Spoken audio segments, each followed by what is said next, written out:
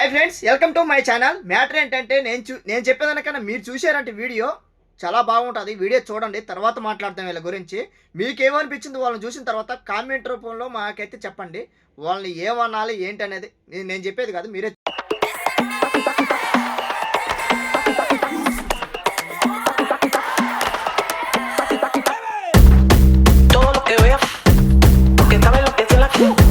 వీళ్ళు ఇండియా అనుకున్నారో కువైట్ అనుకున్నారో నాకైతే అర్థం కావడం లేదు. మన ఇండియాలో ఏ విధంగా డాన్సులు వేస్తారో ఆ విధంగా అనుకుని ఇక్కడ ఎడారి ప్రాంతంలో అయితే డాన్సులు వేస్తా ఈ విధంగా అయితే ఉన్నారు.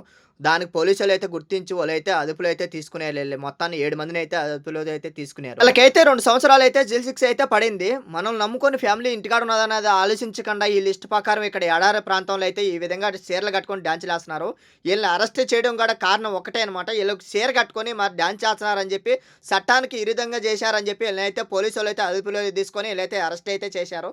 వీళ్ళని చూస్తే మీకు ఏమనిపిస్తున్నదో ఒకసారి కామెంట్లో అయితే చెప్పండి. ఈ డ్యాన్స్ ప్రోగ్రామ్ కూడా జనవరి 1 తారీఖు అయితే జరిగింది. దానివల్ల అయితే చూడండి, మనం నమ్ముకొని ఇంటికాడ ఫ్యామిలీ అయితే ఉన్నారు. మనం ఇక్కడికి వచ్చింది 10 రూపాయలు సంపాదించుకోవడానికి ఇక్కడికి వచ్చినాము, ఇలాంటి పనులు చేసేదానికి కాదు. కువైట్లో కానీ మాలియాలో కూడా ఇదే మరి చెక్క బొమ్మలు ఆడడం, తాగడం, ఇట్లా ఎంజాయ్ చేయడం, ఇట్లా ఎపిసారాలు చేయడం ఇవే జరుగుతున్నాయి ఇక్కడ కువైట్లో. అందుకే మన ఇండియా వాళ్ళని ఇంత చీప్గా చూడడం, ఇంతమందిని చంపడం కూడా కారణం ఇలాంటి చేసిన వాళ్ళే ఇలాంటి జరుగుతూ ఉన్నాయి. ఇవన్నీ మానుకొని మనం ఏదైనా తప్పుగా మాట్లాడుంటే నన్ను క్షమించండి. సారీ అందరికీ. ఇంకొక వీడియో అయితే మీ ముందుకు వస్తా. అంతవరకు మా సలామా.